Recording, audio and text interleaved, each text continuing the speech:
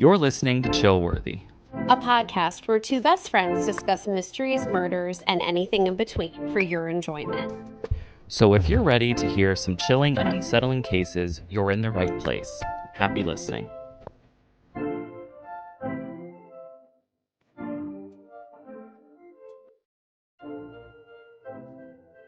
Hello, everyone. Welcome back to episode 5, I believe, of Chillworthy with Brent and Talia. Hi, everybody. How are you doing today? I'm doing great. How about you? That's what I thought. Yeah. Oh, fine. We're in fall. Hell yeah. We're in it to win it. Upon us. Yeah. It's cold. It's chilly. Breezy. It's brisk. Yes, good word. I love all of it. Crisp. Same.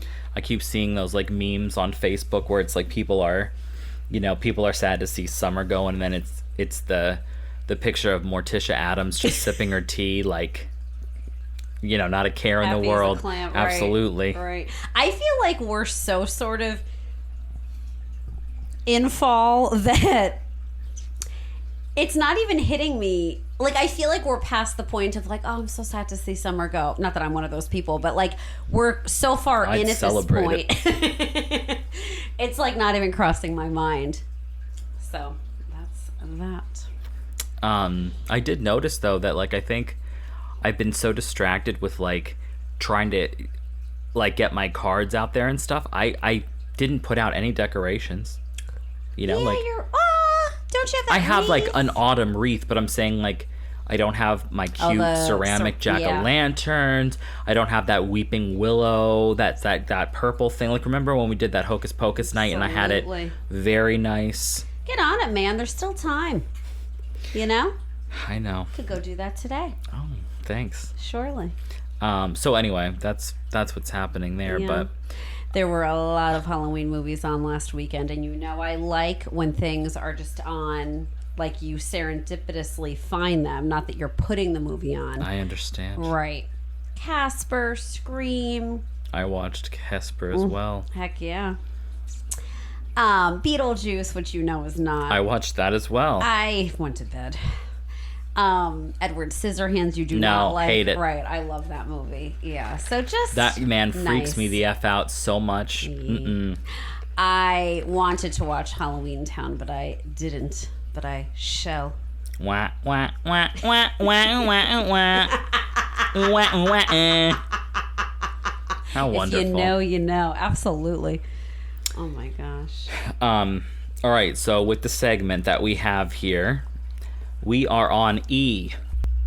So I chose eyelashes. Okay. So the eyelash has this lore about that you can make a wish upon it. So Talia just blew into the mic for everyone who can't see, which is all of us. If one falls out, it says to put it on the back of your left hand. Interesting. Make a wish. Place your right hand palm down over the lash and press. If the lash sticks to the right palm, your wish will come true. This is a lot to remember. Well, I've never heard of that. Same. There's so much we as the public do not know about eyelashes. It's like pressing wildflowers. In a book. Did you do that as a child? I saw. Probably. Yeah. So I also saw that people will do this. They'll blow the lash away after making a wish. However, in the research I've done, it says this is not a good idea, since eyelashes belong to that group of bodily growths that are believed to be of great use to witches who want to cast an evil spell on you. So you should remember to always save them.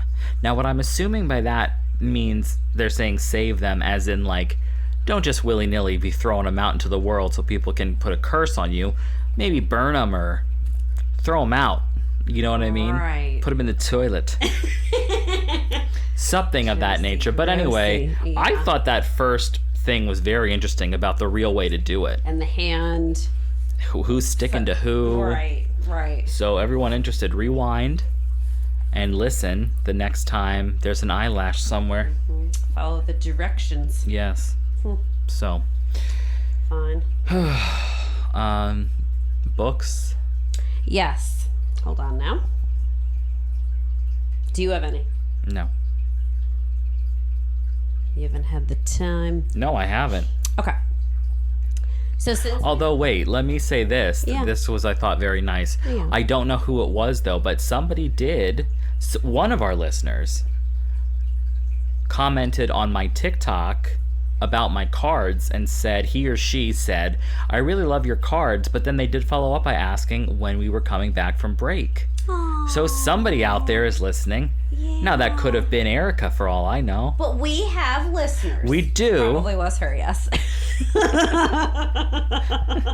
But whoever it was like only, it was like user, 283987.6. So like, I don't know who if that is. that's you, thank you for your you. interest and listening. Thank Yes. you, everyone, for Of listening. course. You're all angels. And I mean that. So, okay, anyway, I just thought that was very nice. Yes. That somebody out there is following me, whoever that might be, and said they like my cards and they are missing Chillworthy. Yeah. So. Lovely. Okay, go ahead. I'm not reading anything. All right.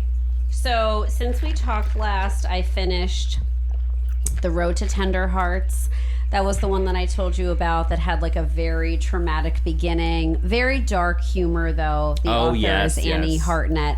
Absolutely fantastic read. Like, trigger warnings for about everything under the sun that a human can experience. So be careful and read with caution. Okay. But this book is so well done, and I gave it 5 stars. Wow. Yeah. Forget Me Not by Stacey Willingham. I finished. I gave that 4 stars. This is the one I read other books by her. My favorite one was Flicker in the Dark. She was the author of that one. This one, I enjoyed it. I did enjoy it. It was a good mystery. Wasn't anything terribly scary. I would, recommend. The Cottage Around the Corner by D.L. The Cottage. Soraya. Now that sounds like a cozy book. It was very cozy. It's about this witch. Hell yeah. Well, now I'm interested. I know I'm not going to be. You definitely would not like this book. No, there's no way you picked a good witch book. Go ahead. Excuse me? It's not very kind. It's just truthful. How is there no way I would not pick a good witch book? You've never once described a fantasy book ever. Have you ever? In this entire 2 seasons?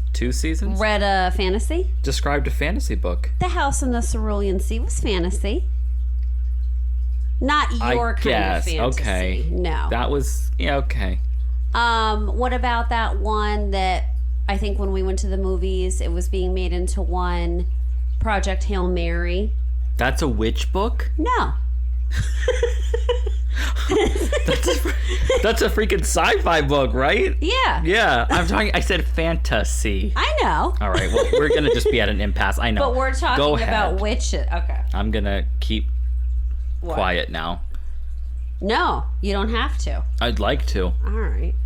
So I gave this one 5 stars as well, but I think I said this to you when I told you that I started it, and this is definitely not your cup of tea, but it's not like based on You've Got Mail. I love that movie. I know you. I know you do. Roll your eyes. I know you do. But it's like a similar concept of like a little business, this big a little pleasure thing coming into town, and so it's sort of like, and they reference this movie and the book. Oh my God, it's delightful. And then I'm currently reading Indian Burial Ground by Nick Medina.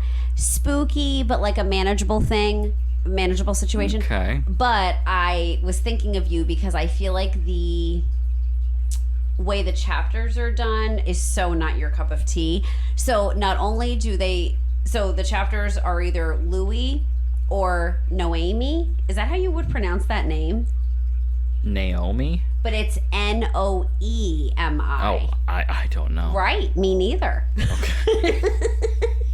So she is Louis' niece, and when he's 16, she's like, I want to say 3, I believe, maybe 2. And so his chapters are when he's 16 and she's, 2 or 3. Then it flip-flops to her chapters where she's 40 and he's what?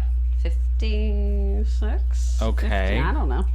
So, and there'll be like 2 Louis chapters and then 1 with her, and then like 4 of her and 1 of him. So it's like, there's no real pattern, but it's spooky for sure. But like I said, manageable. Like I can read it at night. I know you could read it at any hour, very brave. any day. Right. But putting on a brave face. Right. But I don't know what's what yet in the book. So fine. And then I started Every Heart a Doorway. Have you ever heard of this series by Absolutely not. Seanan McGuire? It's about like wayward children who go to this school run by this woman. Oh, well, then of course I heard about it. Oh, you have? You told me about it. Oh, yes. Okay. And they're all... I had to explain it back to you because you weren't understanding it. And there's like 10 in this series, but apparently they're all very short books. Like I think like... And you have read this? I'm in the middle of reading the first one. Very good. A lot of characters to sort of... I guess not that many compared to other books, but it feels like there's like kind of a lot to keep... I shouldn't say that. Character-wise, it's manageable. They're all from different like worlds, and that's confusing to me right now, like to keep track of that. But the main character... Well, not the main character, but like... the newest arrival to the school has been voicing her frustration as well with like not being able to keep track of where everybody's from. And somebody was like, oh, we're going to give you a lesson on that. And I'm thinking, well, sign me up too, because I'm quite confused. And that's it. Okay, well, that last one sounds pretty interesting. I think that is up your alley. I'm getting like Harry Potter vibes. I'm getting, what else am I getting? What else could there be? Oh, speaking of this sort of, hey, did you watch the most recent season of Wednesday? No. Yeah, we did. I thoroughly enjoyed it. And I will say, I thought it was kind of scary compared to, what, other seasons. They have 2 other seasons, right? This was season 3? I thought it was season 2. Oh, shit. Maybe it is. Never mind. I think it is season 2. Yeah, scratch that. Okay, really quick, everybody. I just wanted to let you know that there was some weird feedback happening.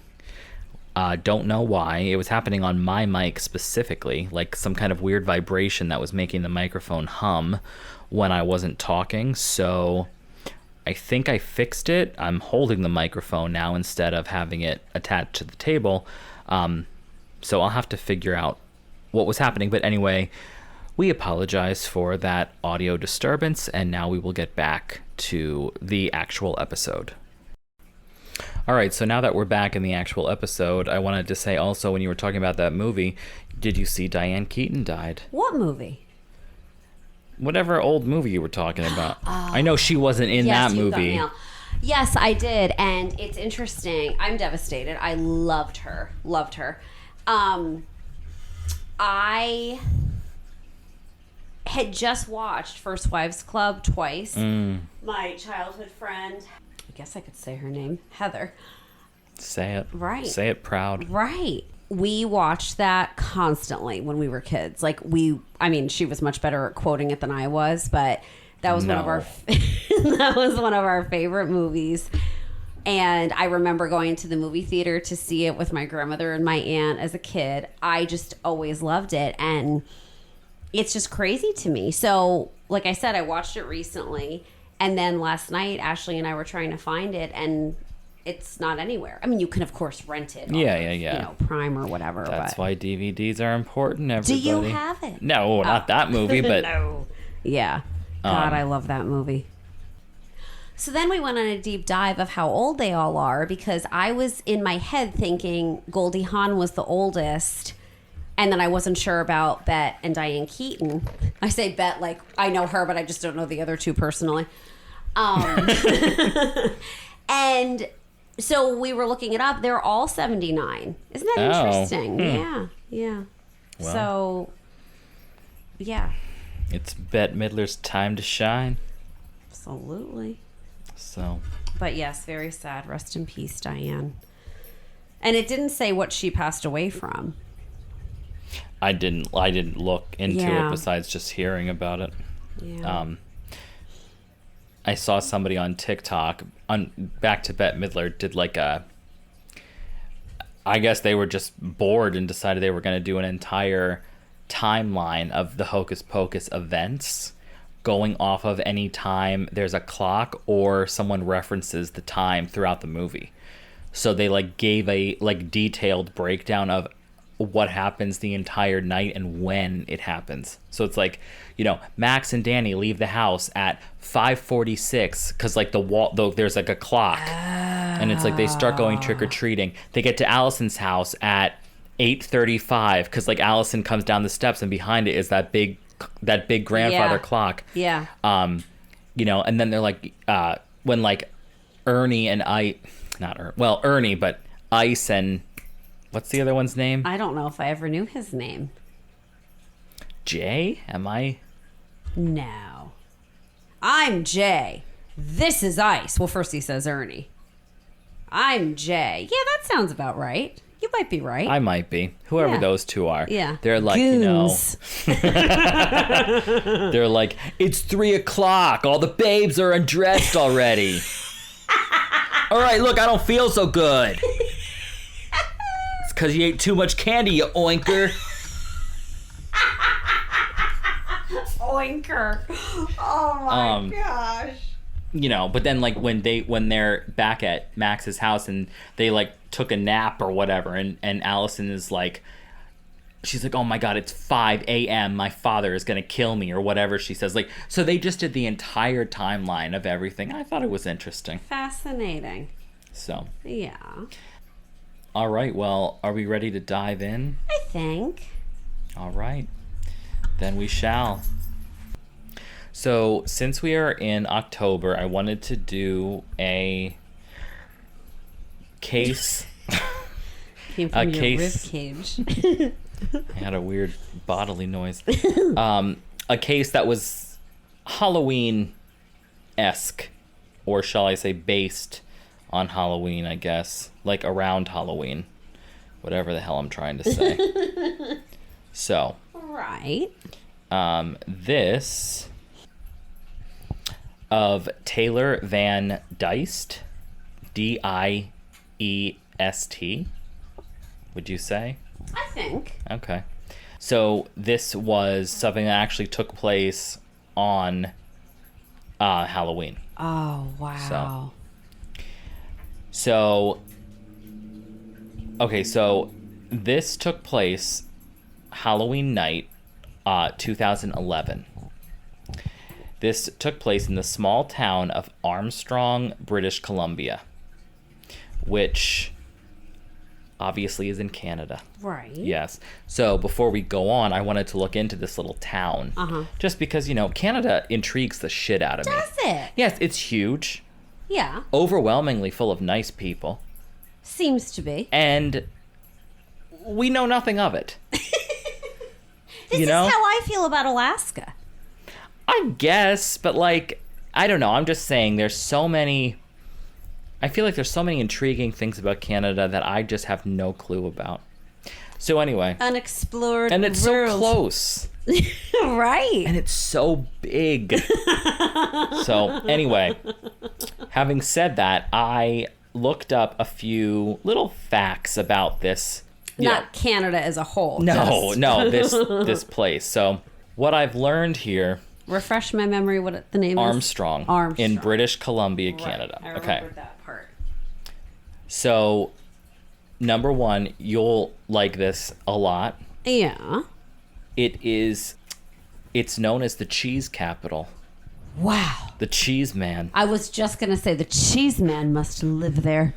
That sounds effing delightful. So Sign me up. it says Armstrong is famously known for its artisan cheese production. Jeez. So I mean, not the Louise. loaves you're Whatever. exactly eating into like apples, but you know what I mean. Just a nice brick of cheese. Right. So the local cheese factory put the town on the map. It attracts visitors to sample its cheddar and Gouda, which earned Armstrong a reputation as a small town culinary stop for food lovers. I must go there at some point. And I'm not kidding. I'm just saying. Yeah. Okay. Same. Yeah, you betcha sure. It's also nicknamed the heart of country. Armstrong embraces its deep agricultural roots, and I guess it's surrounded by farmlands, and the town thrives on ranching, crops, and it's very the vibe, basically. There's like a lot of like apple cideries and farmers markets and like spring bloom festivals. All of it sounds lovely to me. Cozy. Very hallmarky, you know? Yeah. So, it's only 5 square kilometers in size, but it was founded in 1913, and it was named after British banker William Charles Heaton Armstrong. And the town grew around the railway that once connected Okanagan to the Shuswap, but it's spelled SHUSWAP. So they're not swapping the shoes. Well, they're swapping the SHUs. Right. The fourth thing is that it proudly boasts one of the last remaining public telephone booths in Canada. How sweet and charming. Oh, that is charming. And lastly, beyond its farms and fields, Armstrong holds vibrant local festivals and markets where you'll find everything from live music to flower displays. I feel like I'm giving them a commercial. Absolutely. They're not sponsoring us, but they could. If they want to. The cheese people. The cheese men and women, absolutely. So anyway, I thought you would be interested in hearing that. I absolutely would love to go, and I am not kidding. So anyway, so now it's Halloween in this little town. So Armstrong was like I just told you, a tight-knit farming community. There were about 5,000 people who lived there. This was the kind of place where everybody knows everybody else, and serious crime was virtually unheard of. But we hear that a lot until it's not unheard of. You know what I mean? Exactly. It can happen anywhere. Absolutely. So porch lights glowed over carved pumpkins. Kids were running around door to door. Dare I say, it's like my Halloween tarot deck. That's exactly how I designed it. Different era, but yes. You're right, different era, right, yeah. But still. Close enough. It's close enough. That needs to be on a shirt. So there was a festive chill in the air that evening. So here we go. 18-year-old Taylor Van Diest was among those out celebrating the Halloween, trick-or-treating 18 things, yes. Now, keeping that in mind, I also wanted to see quickly about, what was the difference between, is there any difference between Canada's Halloween and our Halloween? Good question. So, they're pretty similar, but there were a couple of different things. The first thing is that in some parts of Canada, there's a tradition where school groups or youth organizations go door to door, kind of like we do with UNICEF. But they collect, instead of change, they collect non-perishable food items, like cans of beans, maybe, or something like that. Right. So that was number one. Number two, fascinatingly, the phrase trick or treat is actually documented to have been used earlier in Canada than in the U.S. That's where it originated. I wouldn't say originated, but Canada started using it before we did. Yeah. I'm assuming that came from Europe somewhere, but I could be wrong. Who the hell am I? England, Ireland. Yeah. I do. Yeah. So apparently it was first noted to be used in Ontario in 1917. Wow. So there was also this thing where instead of kids just coming to the door and saying, trick or treat, and basically saying give me my candy, there was historically it would be kids would put on a little show, a little, maybe they would do a trick. I know it's in the thing, trick or treat, but it was they would do a little dance or a little ditty, and it juggle. would be yes. So that's not really enforced anywhere, but some of the towns still are like, well, Shami, what do you got? Right. What do you have happening here? And then there was just this thing. It said, like, with Canada being further north, sometimes snow plays a role in Halloween, and it like gets Didn't it think of canceled, that. and so people will try to do things indoors and whatever. So like, it was just, I don't know, like that those were the differences. The only other thing I saw was that there's something called mischief/game night/mat night, MAT, and it just said that in some parts of Canada, the night before Halloween, which is October 30th, obviously, is sometimes called gate night, where teenagers might do pranks like stealing doormats. So we have Mischief Night here. I've heard of it called that, and also, like, isn't it Goosey Night or something? Or Goosey, something like that. I don't know. I think that's a thing. Lots of silly geese out there. And what was Goosey Lucy. it Fright Night or it has like 3 different names. But yeah, we have that around here. Yeah. Yeah. Anyway, okay. So Taylor, she's out. Oh, Halloween yes. night, yes. So that night she had dressed up as a zombie. Oh. So she did like the pale makeup, the fake blood, so she is ready to enjoy the trick-or-treating with her friends. And I guess it was like quoted that, it was like one last time before they were too old to trick-or-treat. Oh, that gives me the chills. Chill-worthy. So Taylor was, a fun-loving kid. She recently graduated from Pleasant Valley Secondary School, so she was known for her bright personality and her sense of humor.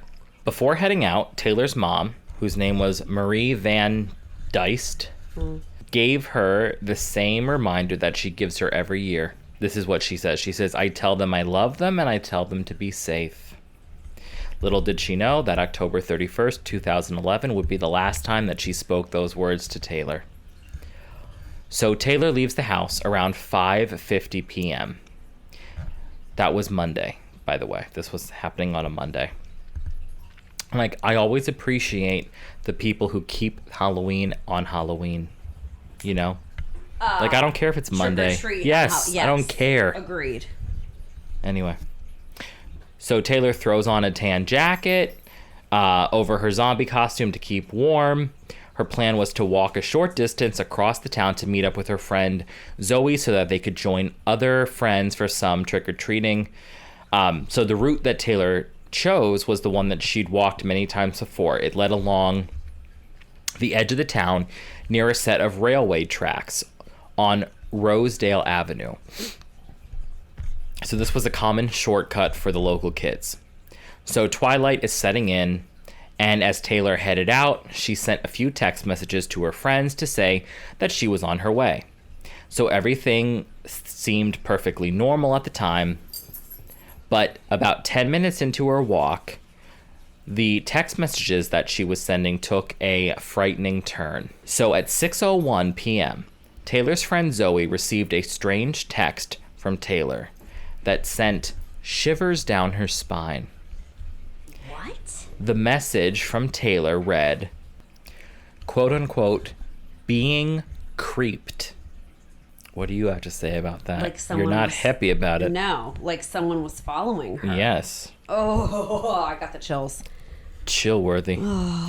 In their teen slang, being creeped meant that someone was following or harassing her. Oh, great.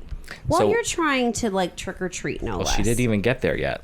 Oh, I thought she was like en route. Yeah, that's what I'm saying. She didn't get to her friends to start trick-or-treating. She was just walking as a zombie Yeah. on a weird little side Oh, shortcut. yes, I forgot about that part. So essentially what Taylor was saying to Zoe was that she felt like she was being creeped out by a stranger.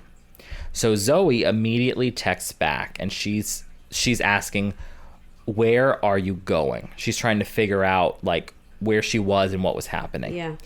But Taylor never replies. After that cryptic text at 6:01, all communication from Taylor's phone just stops. It was as if she had vanished into the Halloween darkness. But not to say things weren't getting delivered, just no communication. Right, nothing. Zoe got worried, more worried, when Taylor never showed up to their meeting point. So this was not like Taylor. She was usually punctual and quick to respond to messages. As the minutes turned into an hour, worry was now like the forefront. By 7:30 p.m., Taylor's friends and family were out looking for her and retracing the route that she would have walked. Let me ask you this. Would you say route or route? What's your go-to pronunciation? Dare I ask you this? I'm sure you're going to say, I say route.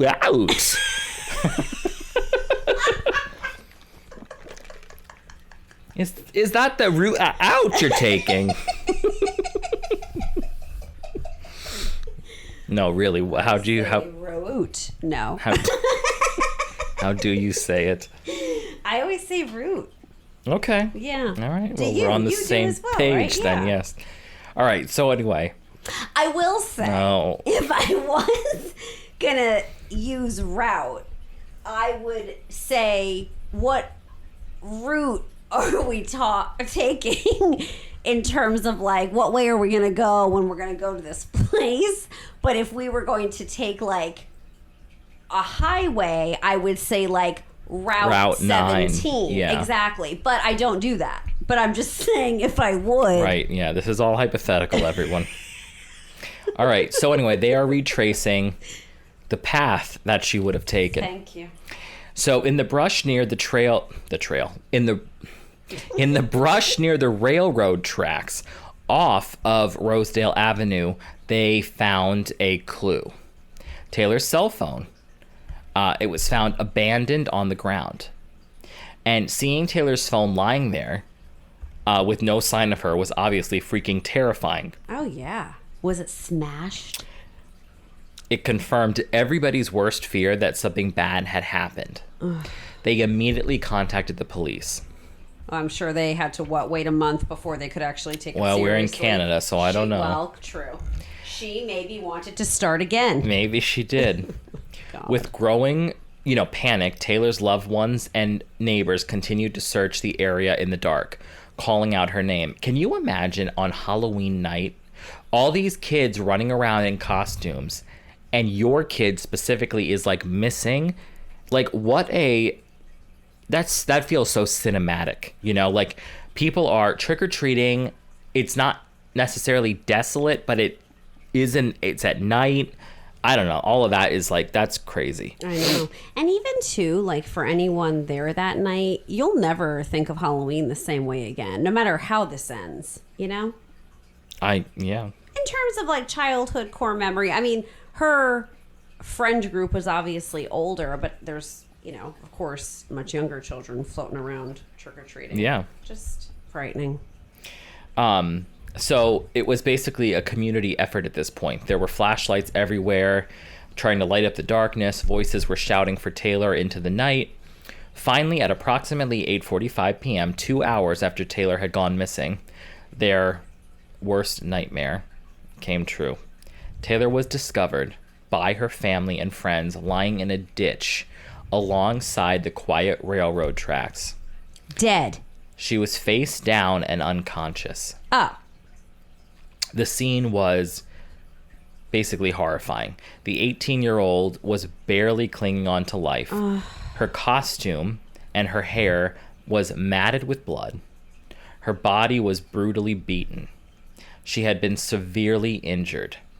It was clear that she had been the victim of a vicious assault.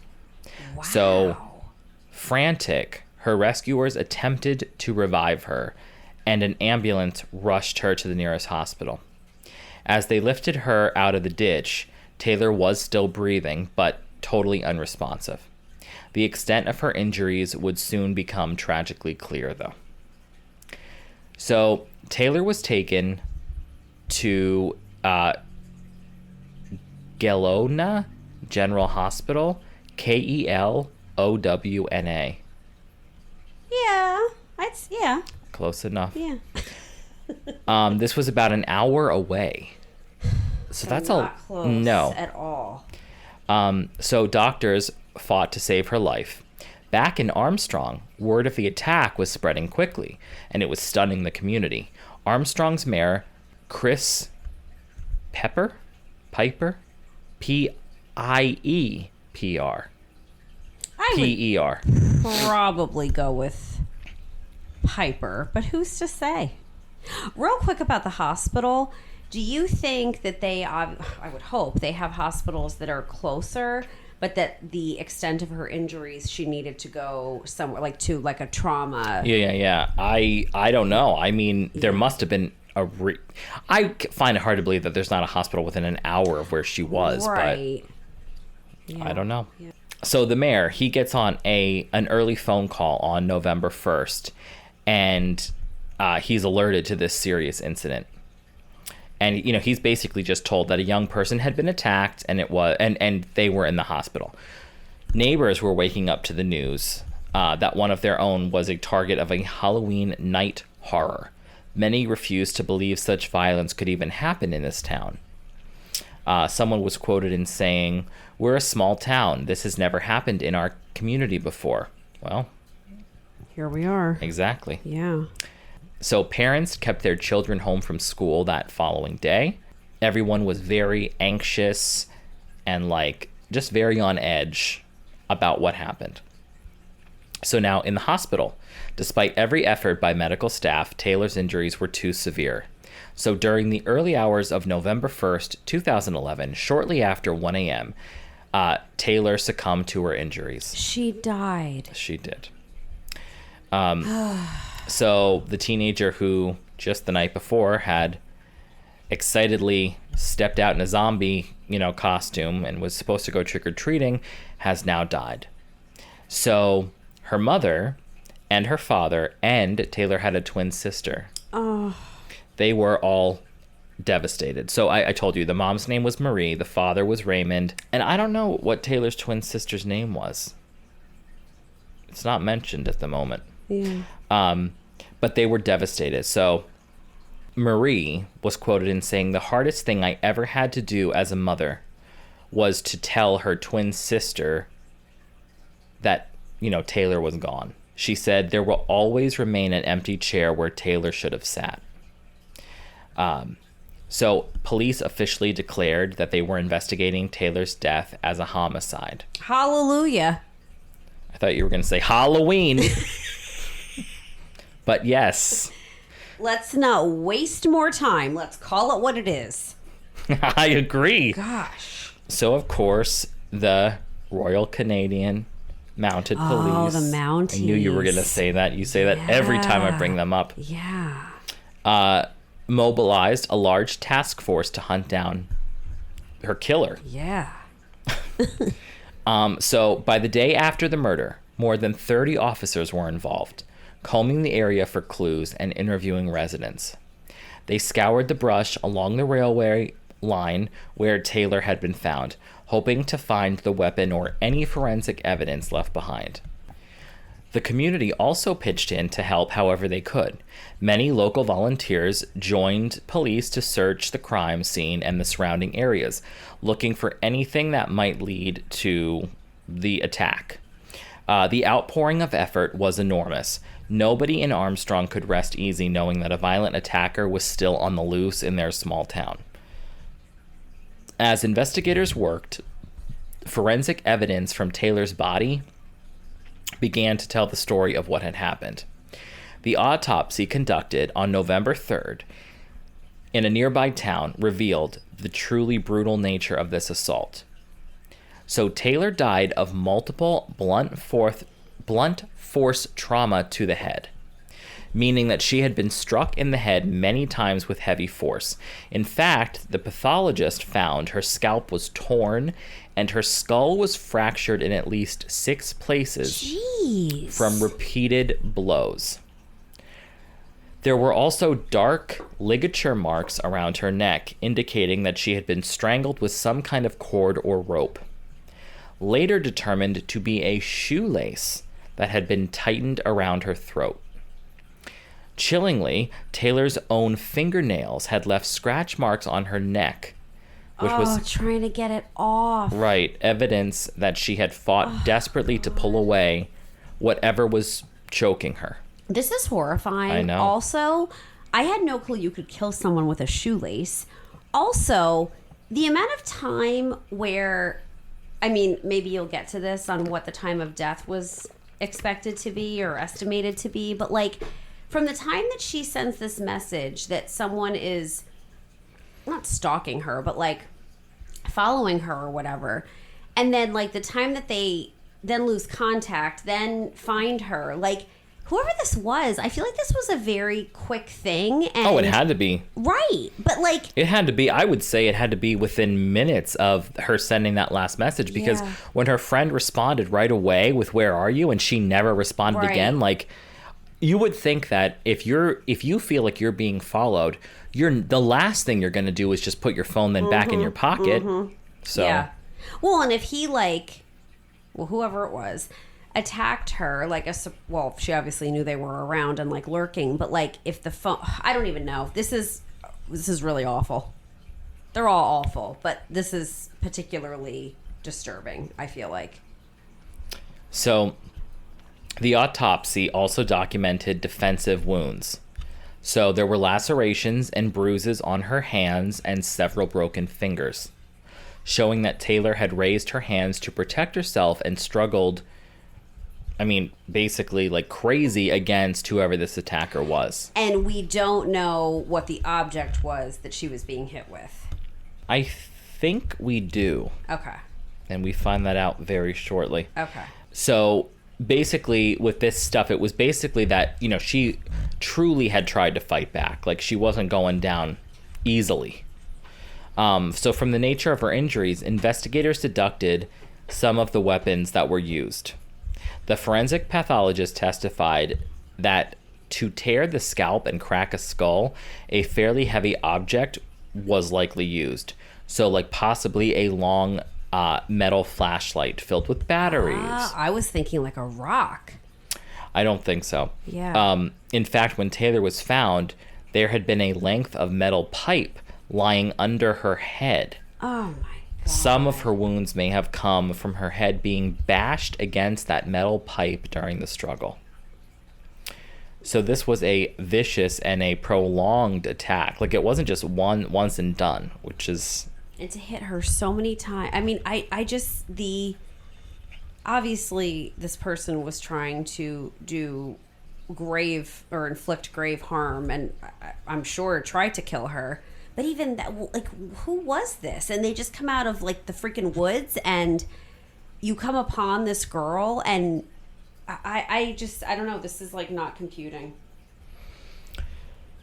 So the Crown prosecutor had later said the killing itself was brutal. There was no other way to describe it.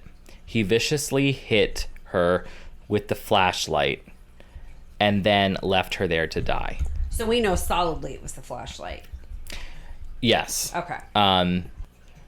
To the community and investigators alike, it was almost unthinkable that someone was capable of such raw brutality, and that they were just literally walking among them because they weren't captured. Yeah. And that this doesn't sound like the kind of area, especially like Halloween. We're not even talking like Thanksgiving or Christmas where people would maybe be traveling in. Like this doesn't sound like that kind of a... Oh, yeah. Like that people would be just going through town, And nobody knew if he was going to do this again. Right. So in those first days after Taylor's murder, Armstrong was gripped by fear. The police assured the public that they were pursuing all of the leads, but they had no suspect yet, and they could not say if the attack was random or targeted. Residents locked their doors.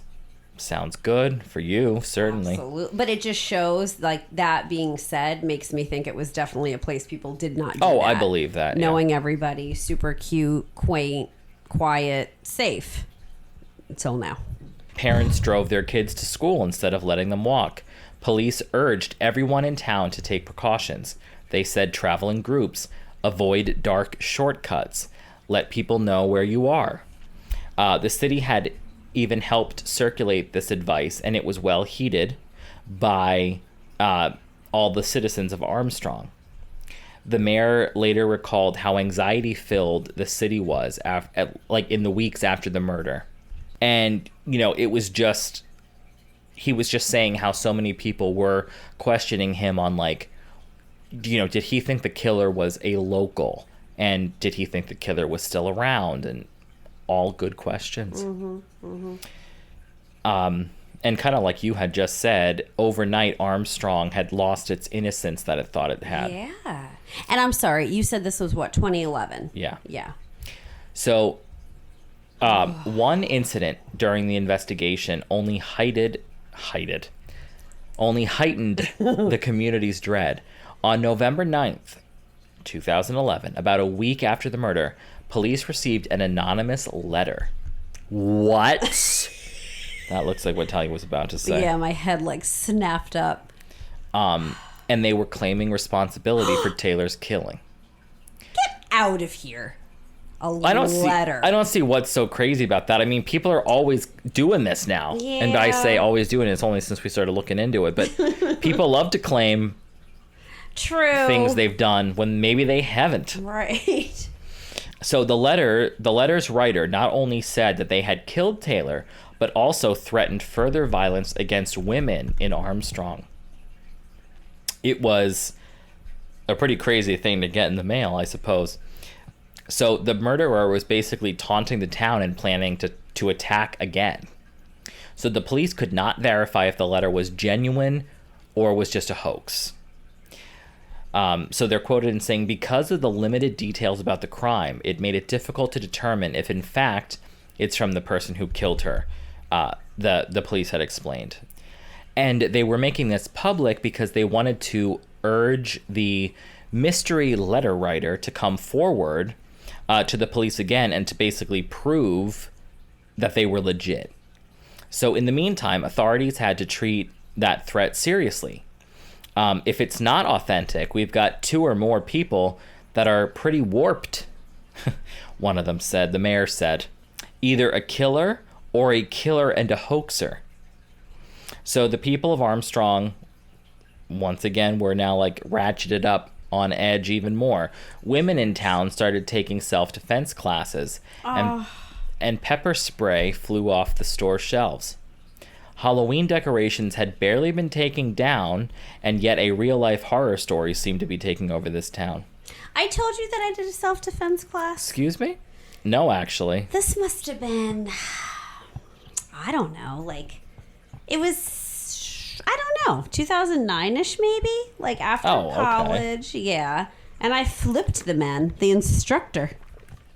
I was very proud of myself. We had to break wood. I kept my piece that I broke.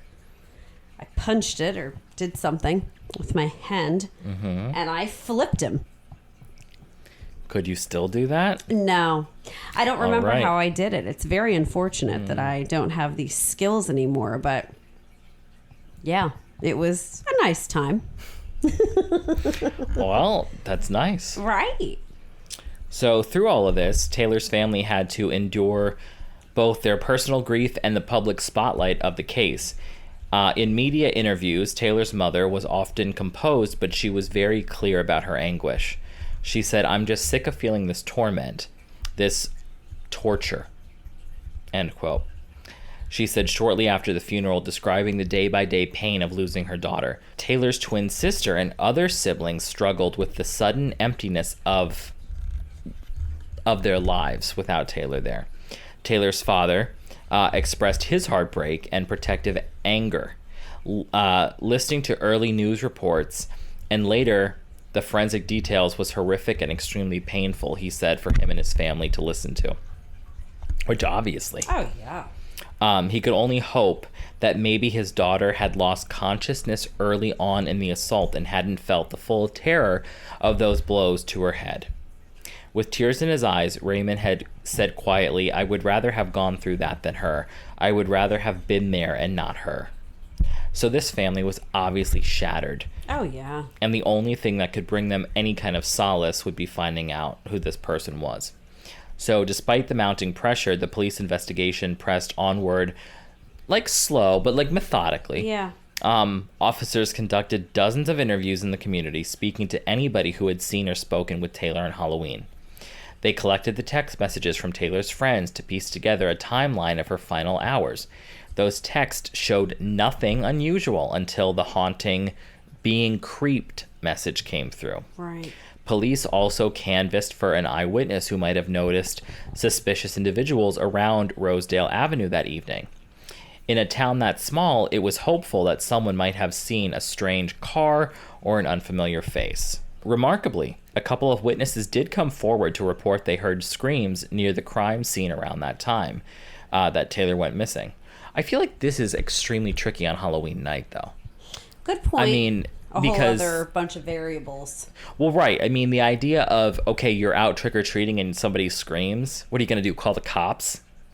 I'm not even trying to be funny. I'm just saying, right. like, I mean, unless somebody is really well attuned to knowing the literal pure terror of a scream versus, ooh, right. You know, and I don't know. Like, you know, when you're startled. But I'm even thinking when kids are out and if it's like, you know, the age that they had been, like that friend group or even like a mid-range situation, and if like one group of kids is going and if another group like came up and scared them, like right. Even that simplistic scare could like elicit a crazy scream. Of course. But, so yeah. Now, you don't ever do haunted houses or anything. I've been to one. Erica and I went with her cousins. That was fairly recent, like 5-ish years ago, I want to say. No, more than that. And other than that, maybe once or twice as a kid. Not my cup of tea. No. Hell no. Generally not. Okay. Oh, and then in college, we had to work one. Like our tennis team, like the coach signed us up for that as like our community service thing. So we like participated. Well, we volunteered to do whatever they needed us to do. And like some, I want to say, like had to do cleanup. Some had to like dress up or whatever and like be part of the scare in it. I was a witch and I did like a psychotic laugh. But like I was dressed up so no one like knew I was like a person, and then they would like come into my room and like act all like, ooh, what's in here? And then I would do it and scare them. Wow. I got some screams. Yep. I bet you did. Yep. I was proud of my talent. I have a feeling, though, that laugh wasn't that different than your normal laugh. It wasn't hard to do. No. Yeah, you're correct. I would assume, yes. Yeah. Talia? That's why I was yeah. voted for that spot. So one local woman, Delphine, I'm not even going to attempt to say this last name. Yeah. No, I will actually. Burylow. Okay. And I'm not spelling it. She had been outside checking on her Halloween pumpkins when she heard two screams that she said pierced the night air. Checking on her Halloween pumpkins. Maybe to make sure nobody smashed them or that they weren't burning in the candle. Right. Right. Okay. I think that's the least of the things we need to focus on here. Correct on that, yes. So she said the first one sounded more distraught than the second one did.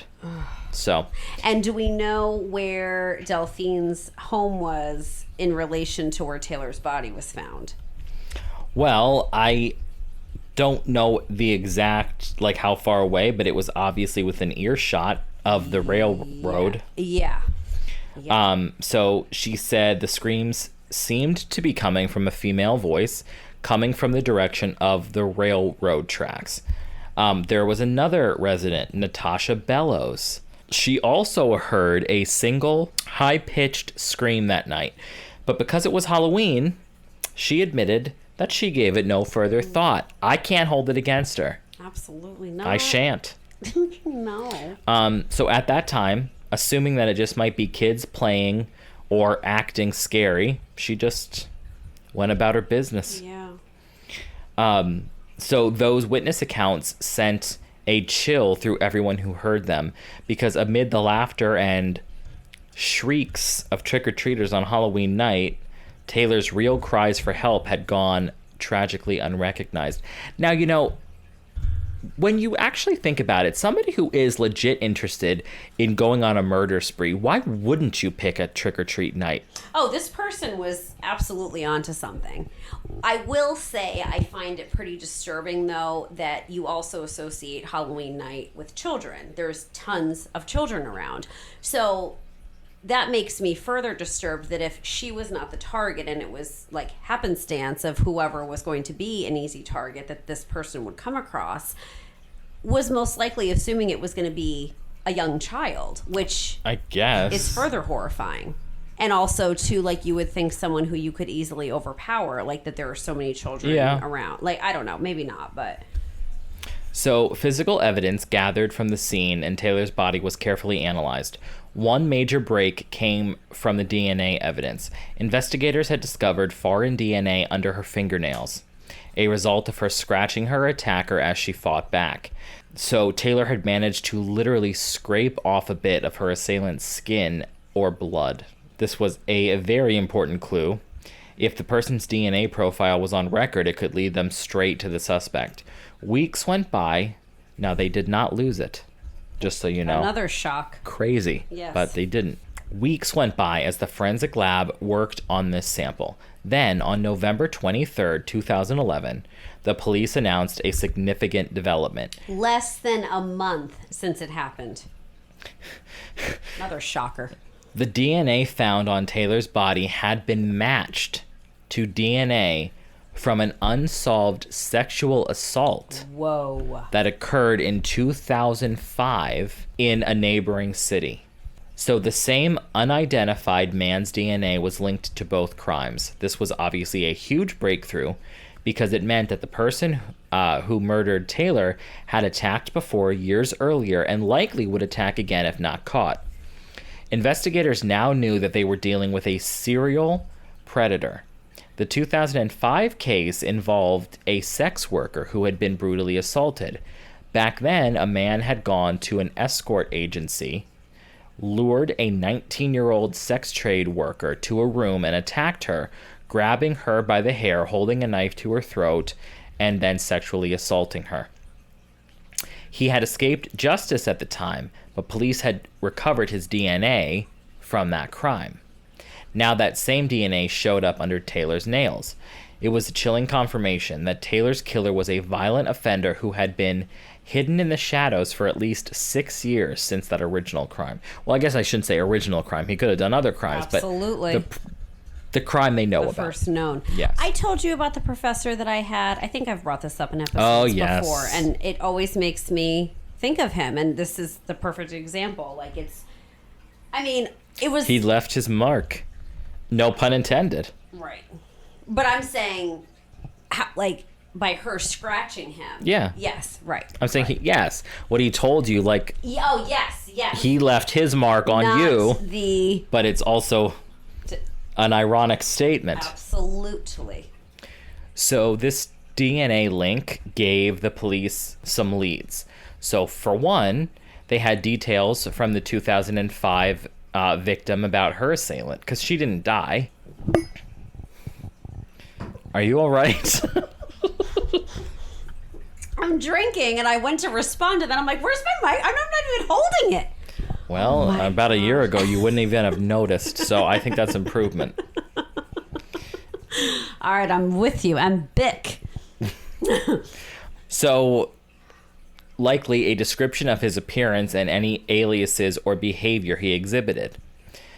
They knew, for instance, that the offender in 2005 was around 18, and he had a pattern of targeting women in vulnerable situations. Police suspected that after 2005, the perpetrator might have relocated or gone underground. They now publicized the connection, hoping someone might recall a man from the area who had suddenly left town or bragged about such crimes. The case dominated local headlines for weeks. The Vernon Morning Star, which was a regional paper, ran front-page stories on every development for 5 consecutive editions. Tips from the public trickled in, and behind the scenes, the police were narrowing down suspects. As the DNA news hit the media, Taylor's family and the town of Armstrong felt a mix of emotions. On one hand, they felt relief because at least there was a concrete lead. On the other, a new wave of fear because this killer had struck before and he hadn't been caught then. So there was a quote that said, "We continue to be haunted by this tragedy," which was from somebody like in the community. So for many people in Armstrong, everyday life had changed. Fewer people went out alone, and the kind of quiet vigilance became the norm of this once like carefree little town. The police reassured the public that this case was their top priority and that they were determined to catch the perpetrator before he could hurt anyone else. As winter turned into spring of 2012, investigators finally honed in on a prime suspect. Matthew Foerster, Foerster. Yeah, Forster. I would say. A 26-year-old man from Cherryville, British Columbia. And how close was that? Just like an hour's drive away. Yeah. So Matthew's family lived in Cherryville. Matthew fit the profile in many ways, and crucially, he had been in that region back in 2005 when that assault had occurred on the first woman. So once his name surfaced, the police likely obtained a warrant for his DNA and confirmed that Matthew's DNA matched the samples from both Taylor and the 2005 sexual assault. Wow. So, although they were obviously closing in on him, when they went to arrest him, they had discovered that he had fled. Huh.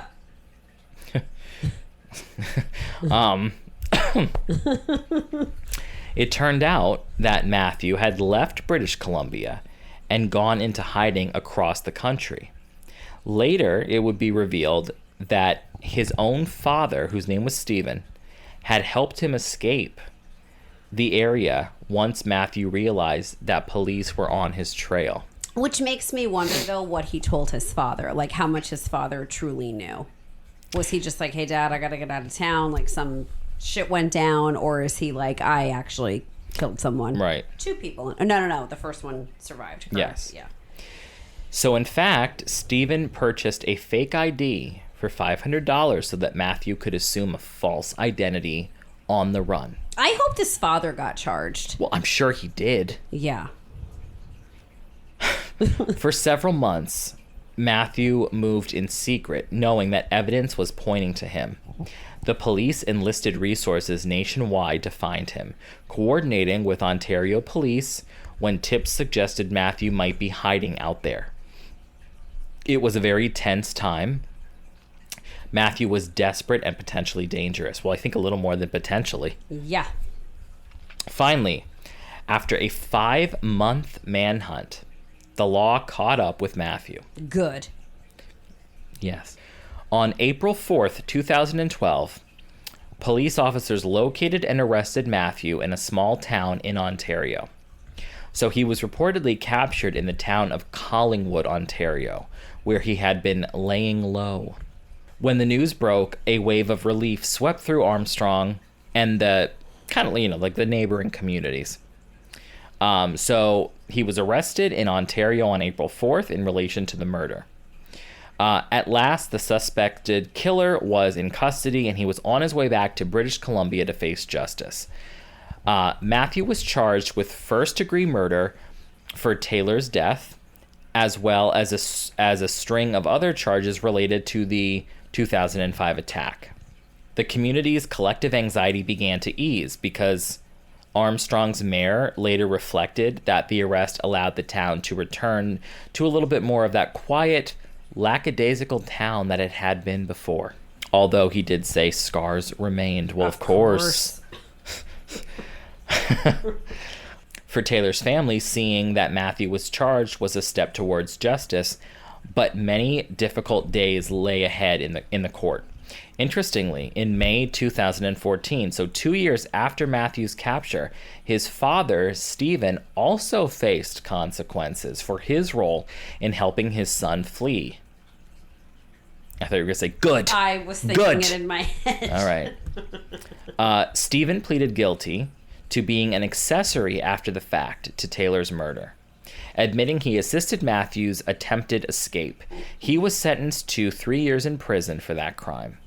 Stephen's case underscored how even the killer's family was drawn into this tragedy. With Matthew in custody, the public finally got a look at the man who was accused of these heinous crimes. So in 2011, Matthew was 26 years old. Now, by the time he was on trial, he was 28. He was a stocky young man from rural Cherryville. On the surface, his upbringing was not especially remarkable. He was he was from a working class family, but as investigators dug into his background, a disturbing history of violence was emerging. So he had never met Taylor before. She was a complete stranger to him. Yet evidence showed that he had a pattern of attacking women who crossed his path. So years earlier, in 2004, when Matthew was only 18 years old, he had broken into the home of a young woman in Cherryville. He crept into her house at night. He woke her up, and when she screamed, he slammed her head against a wall. And he, this attempted sexual assault was only interrupted when the terrified woman's screams forced him to flee. The very next year, 2005, was when he had attacked the sex worker at that agency. Neither of those crimes resulted in his capture at the time. So he went unidentified, obviously, for a long time. He later confessed that he had been abusing drugs and alcohol heavily during those years, and indeed on the day he killed Taylor, he was reportedly intoxicated on vodka, beer, marijuana, and psychedelic mushrooms. I'd be in the ER. For real. But it's neither here nor there. But may I say, not to say you don't hear about situations where people commit murder and are on several different things that, that they're found to be in their system. But it's always insane to me they were able to accomplish what they accomplished that heavily under the influence. Of course. I just, that's crazy. I can't even have 3 martinis. And well, I'm shaking in the corner because of my panic. For martinis, that 3's a lot. I mean, you've got to be, I feel like, a seasoned martini drinker to just... Whatever, 3 drinks. Well, I'm just saying, That's well, you're seasoned. I can't do 3 martinis. Maybe not anymore. I have never done 3 martinis. Listen, let's take a trip down memory lane for a second. Quite early on in our friendship, back when we were still going out places, to the bars, we went to one of our mutual friends' house one night before. Now, keep in mind, neither of us were driving, so none of this is, it's alarming, but none of it's bad. Not a safety concern. Right. Talia went into the kitchen to make a drink. I was going to say to fix a drink, but you tell me if this is actually fixing one or just pouring vodka into a glass. She filled a glass with some ice and then just poured vodka in it. I did to the top. No. And our friend came in and said, "Oh, what did you make in there?" And I said, "Oh no, that is just vodka." That is so it is true. I don't know why you're saying it's not. I would never drink it. Gaslighting. I must have put a splash of seltzer in. I must have. Maybe you squeezed a lemon in. I don't know. My point is, you used to be seasoned. That is true. My tolerance used to be nice. Did we tell that about you and the napkin? Oh my God. I don't think so. Talia and I, when we went to the beach once, we stayed over. I mean, we were with friends. We stayed overnight for multiple nights. And, there's bars right next to where we're staying. And it was always a fun time to go out at night and bebop around. And, she was definitely throwing them back before we even left the place. Right. And then we get to the bar and she's ordering more, and Then I disappeared. Yeah, she was gone, and I saw her, like, not even, I wouldn't say, well, sort of hunched over in the corner. Not because she was, like, throwing up or anything. No, but I was standing. I was working on something. To business. I was working on something. And I walked over and I was like, what are you doing over here? And she had a napkin twisted, like pretty tight, like a rope almost. And she was dipping it into her drink so that it was sucking up some of it and then putting that napkin into the trash. And she kept doing this because she said she didn't want to spill her drink, like it was too high. So I said, well, why don't you just take a sip of it before you start walking? That's all I remember of that night. But she wanted to, what would you call that? Siphon it away. I was being clever. So I thought. That's one word for it, yes. All right. Anyway, back to this. It was a nice time. Okay, I had just told you how he was under all the stuff. His defense lawyer would claim that all of his criminal acts were fueled by substance abuse and that he wasn't in his right mind. I see. But prosecutors and police saw a predator who repeatedly targeted women, whether he was sober or not. As one investigator put it, history shows a history of extreme violence towards women. So Matthew, at a relatively young age, had already started this legacy of violence. After Matthew's arrest in 2012, he actually pled guilty to the 2004 home invasion and the 2005 sexual assault. Once confronted with the DNA evidence linking him, he received a combined 6-year sentence for those earlier crimes. However, obviously the murder of Taylor, that was going to be tried separately in the Supreme Court of British Columbia. And Matthew initially pleaded not guilty to that charge. He did not deny that he had attacked Taylor, but he contested the charge of first-degree murder, hoping to be found guilty of a lesser degree of homicide. So basically, if we look at what happened that night, like what was going on there, in simple terms here, he was a man who was driving through Armstrong on Halloween night looking for trouble, apparently. So it seems like Matthew was in Armstrong that evening. He saw a young girl, Taylor, walking alone in a costume, and the worst of his impulses took over, so he likely followed Taylor, kind of like behind her in the shadows. She noticed, and she tried to alert her friends with the being creeped text message, but Matthew was very fast and obviously very aggressive. He attacked her from behind near the railway tracks before she could reach safety or get help. So during subsequent court proceedings, Matthew eventually admitted the gruesome details of what he did. He said he strangled Taylor with his hands and a shoelace, and when she fell to the ground, he smashed her skull repeatedly with a heavy flashlight. These admissions matched exactly what the forensic evidence had said happened, and painted a horrifying picture of this random encounter with a basically monster. And the prosecutor put it and said, quote unquote, the most terrifying act imaginable, murder by a complete stranger.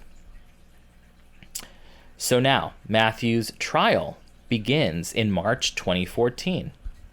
The proceedings were closely followed by the media and had been, the community was obviously very interested in all of this. So Matthew was charged with first-degree murder, exactly what he was trying to avoid, which in Canada means the killing was planned and deliberate or committed during another violent felony like sexual assault. From the onset, Matthew's defense conceded that he had caused the injuries that led to Taylor's death. He could hardly deny it with the DNA evidence and his own prior confessions, but what they had argued was that he had not planned to kill her. Therefore, that they were saying he should not be convicted of first-degree murder, but something lesser. He's a saint. He did not intend. You sound very sarcastic. I'm being facetious. Matthew himself did not take the stand, but through his lawyers, he essentially admitted to attacking Taylor while arguing it wasn't premeditated. So this was an unusual strategy, but effectively saying, yes, I did it, but I didn't mean to kill her. All right, well. However, it was, the prosecution pushed firmly for first-degree conviction, and which is what he got. The trial was harrowing for the Taylor family, which for Taylor's family, which of course. Oh, I can't imagine that torture. They sat through this graphic testimony about the attack. The pathologist described Taylor's injuries in clinical, but gut-wrenching detail, talking about skull fractures and strangulation and these freaking broken fingers, which just, ugh. And having to sit in the same room as him, the same space, like nightmare. They were talking about how these injuries showed just how much Taylor wanted to live, which of course devastated her family and made her mother start crying and all of this stuff. Outside court, her father told journalists that hearing how his daughter suffered was horrific and painful, extremely painful. I just hope she was unconscious during the worst of it, he said. I would rather have had it been me than her. So it was revealed that the DNA under Taylor's nails, like I said, matched the 2005 rape, so that obviously cemented his identity as the attacker. The judge instructed the jury carefully on how to use this evidence, though. As required by law, they could consider it for the identification and intent, but not convict solely because he seemed like a bad person with a record. Fair is fair. After weeks of testimony, the jury had obviously a vivid and chilling picture of what had happened. They went through the whole timeline, all of those things. So in April 2014, the jury delivered the verdict. Matthew was found guilty of first-degree murder. So for the first time, Taylor's family felt some type of vindication in that moment. So first-degree murder carries an automatic life sentence with no chance of parole for 25 years in Canada. So at age 28, Matthew was led away in handcuffs to spend effectively the next quarter century behind bars. Outside the courthouse, reporters captured a scene of somber satisfaction because it looked as though justice had finally been served. Now, what's interesting is the legal saga was not actually over yet, because Matthew's lawyers promptly launched an appeal of this conviction. In 2017, the British Columbia Court of Appeal found that the trial judge had made an error in the instructions given to the jury, which is a technical but important issue. The error was serious enough that Matthew's first-degree murder conviction was overturned on appeal in early 2017. Wow. And a new trial was ordered. This was obviously horrible for Taylor's family, because now they're thinking we have to sit through another trial and relive this horror again. Oh, yeah. And, And her mother literally said, I don't think I can take any more. So when she learned about this potential thing here. Right. So the thought of possibly seeing a jury downgrade the conviction or worse, acquit him after all that they had been through was terrifying. Facing the likelihood of a second trial, something unexpected happened. Matthew chose to plead guilty. I am shocked he took a deal. In March 2018, rather than put everyone through another courtroom battle, 32-year-old Matthew pleaded guilty to second-degree murder for Taylor's death. In doing so, he accepted responsibility for killing Taylor, but without admitting that it was planned or that he was trying to sexually assault her. They never did say there were any sexual things for this particular one. Yeah. Right.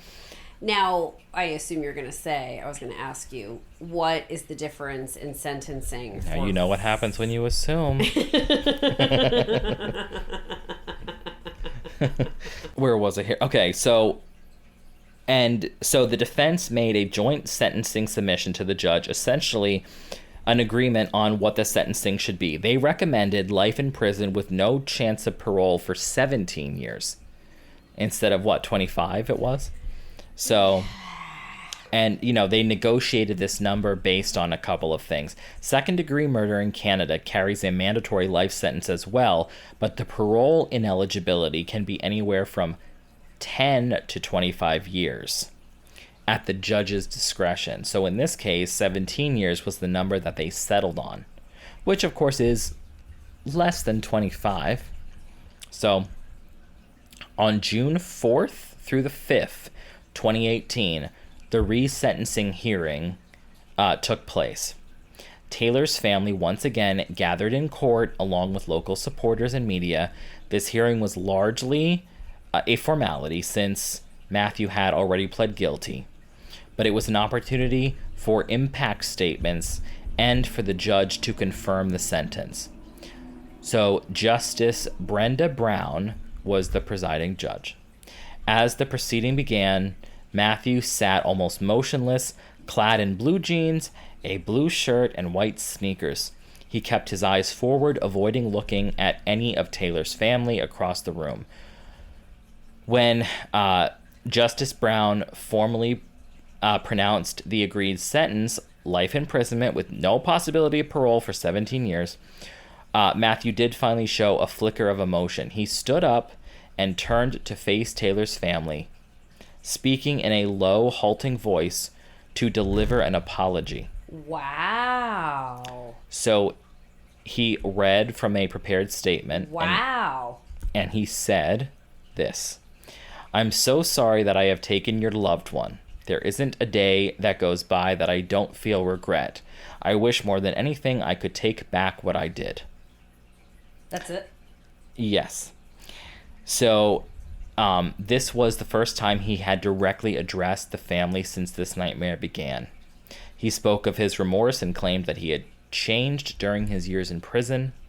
Matthew's defense lawyer emphasized that Matthew had been sober since his arrest, and he was attending Alcoholics Anonymous and other rehabilitation programs in prison. It's just hard, I think, in those situations when the murderer apologizes, and it just always makes me wonder, or doubt, I guess, the sincerity that they're apologizing for taking her life. How it affected the family. Are you sorry about that, or are you sorry about the trouble you doing that, what your actions have caused for yourself, that you literally threw your life away? Right. I feel like you can never really know. Yeah. A prison report noted that Matthew had gone from being a high-risk inmate to a medium-security inmate who was making progress.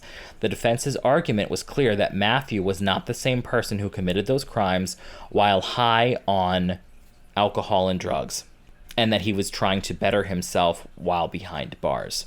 But to Taylor's family, these words were hollow. Oh, yeah. So her mother later said that Matthew's courtroom apology felt utterly empty. Not once did he mention Taylor's name, she said. Right, I thought of that too, the way he said loved one. Yeah. I thought that was an odd term. In his apology, he had referred to your loved one, skirting even saying Taylor's name out loud. So to Marie, the omission spoke volumes about Matthew's sincerity. During her victim statement, Marie did not mince words. She said, "This has created a gaping wound within me," she told the court, describing life after losing Taylor. "This sentencing is merely an act of adding salt to the wound."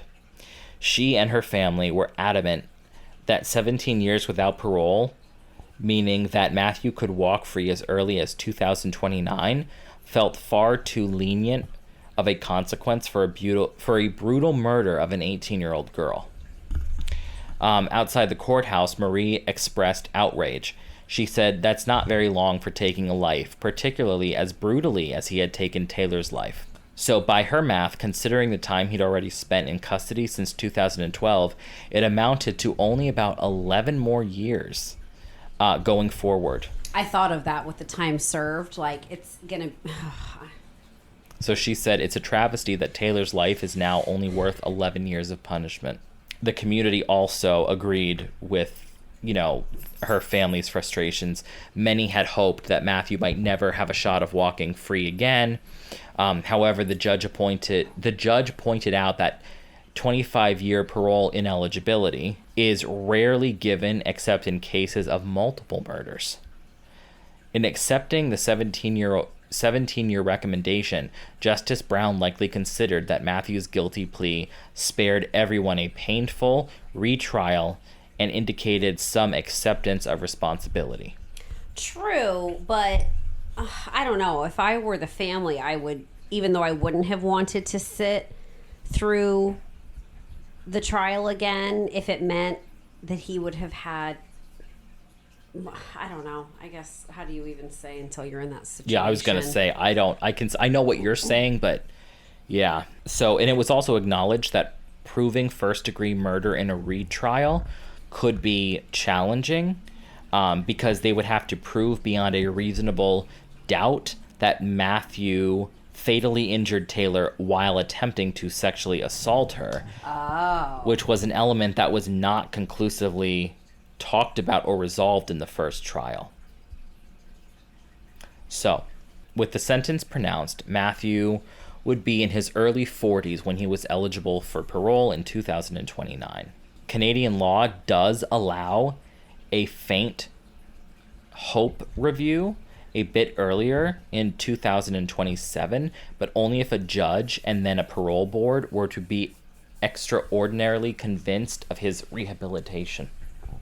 So, as he was led out of the courtroom to begin serving his life term, Matthew's mother wept softly, and she was, basically crying. No matter what, multiple families have been ruined by this case. So then, obviously the aftermath, the community was never the same after that. Exactly. But they did show some remarkable resilience. They were unified in honoring Taylor's memory. So there was a lot of gestures and support of remembrance for her. There were candlelight vigils. Hundreds of people attended her funeral. There was a trust fund set up by the local credit union to help the family with their expenses. So, very supportive. And I guess one of the most touching tributes came from Taylor's own family with support from the city of Armstrong. They wanted to transform the very place that had been the scene of this horrible crime into something positive and safe. So in the years after Taylor's death, her family helped establish the Taylor Van Diest Memorial Trail, which was a 185-meter trail linking Rosedale Avenue, which is where Taylor had walked that night, to Pleasant Valley Road. This trail was built with help from the city and the local railway company, essentially turning the once dark shortcut by the tracks into a proper paved pathway in Taylor's honor. That's beautiful. That was a very nice idea. And that the family could participate in that, I think, was great. Right. I'm sure very healing. As of 2021, a full decade after the murder, Armstrong had not had any other homicide. The town slowly returned to its friendly rhythms. But imagine Halloween. I'm sure that gives people something to freaking talk about. Mm-hmm. Each year when October 31st rolls around, I got the chills. Oh, chill-worthy. Many in Armstrong quietly think of Taylor. Some leave flowers on the trail that they built. Others post tributes on social media, or they basically just keep an eye on their children a little extra close, basically, on Halloween night. So I don't know. That's pretty much it. Like I said, the time for Matthew's thing is coming up, but not yet. Mm-hmm. And yeah, that's the story of Taylor. The case of Taylor, I should say. Yeah. Well, may Taylor rest in peace. And of course. I think you did a very good job. Tons of info. And I know that I did not watch much of this. I only saw a few little clips, but they do have the police interrogation of Matthew. Really? Mm-hmm. From what you did watch, was he argumentative or defensive or very kind No, of... he wasn't really argumentative from what I saw, but I also saw the clip that I was watching. The police were using like that tactic of like good cop, not even bad cop, just good cop. They were like super sweet and like encouraging of him to be like, look, this isn't even about you saying you murdered her. It's just about giving the family closure. Like trying to like take the pressure and the spotlight off of him so that he would confess, basically. Yeah. So, well, and speaking of that, I always think it's interesting how you said, you know, I think you said it was during the trial that he gave the details as to, or maybe that's how the details had come out about what exactly he did with her, or did to her, I should say. You know, how he strangled her with his hands and then the shoelace, and how he admitted using the flashlight. It's always, like, I marvel at that.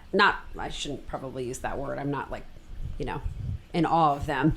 But murderers who do give up those details, I always am just shocked by it. I always think, like, why wouldn't you hold that under your hat until you die? Like, I love when they do it, and I think it definitely helps with, obviously, an investigation and solving a crime and closure for the family, probably. But it blows my mind that anyone ever does that. well, and I mean, I don't think in this case this would be true, but I think in other cases, it's almost like, like a badge of honor. I mean, some of them I think are proud of what's deeds. Well, been happening. Not the right word. Right. So. You're right. But. Sick world. Anyway, Yeah. you know, I thought this was what would you say, a good... Fitting for the season. Yes, thank you. So. Yeah. And obviously, you know, a good reminder for like on Halloween, on trick-or-treat nights and stuff, like, you know, as much as we'd like to think, it is not all fun and games out there. So, Exactly. I don't know. Take that for what you will, but... Well, they're all going to be hearing this way past Halloween. You are right. That just occurred to me. But Halloween comes every year, baby. Thankfully. Surely does. Absolutely. So, all right. Well, everybody, thank you for tuning back in with Talia and I. We always appreciate it. Absolutely. And we'll catch you in the next episode. But until then, Stay safe. And stay chill. Bye, everybody. Goodbye.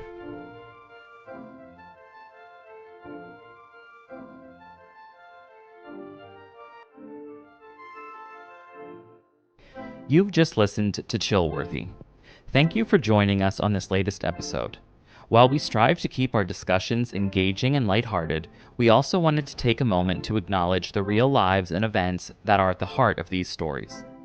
We try to approach each topic with a sense of curiosity and respect, fully aware of the impact these events have had on the individuals and their loved ones. Our goal is to honor their memories by keeping their stories alive and shedding light on the mysteries that surround them. If you enjoyed this episode, please remember to subscribe, rate, and leave a review, and don't forget to join us on the next episode of Chillworthy.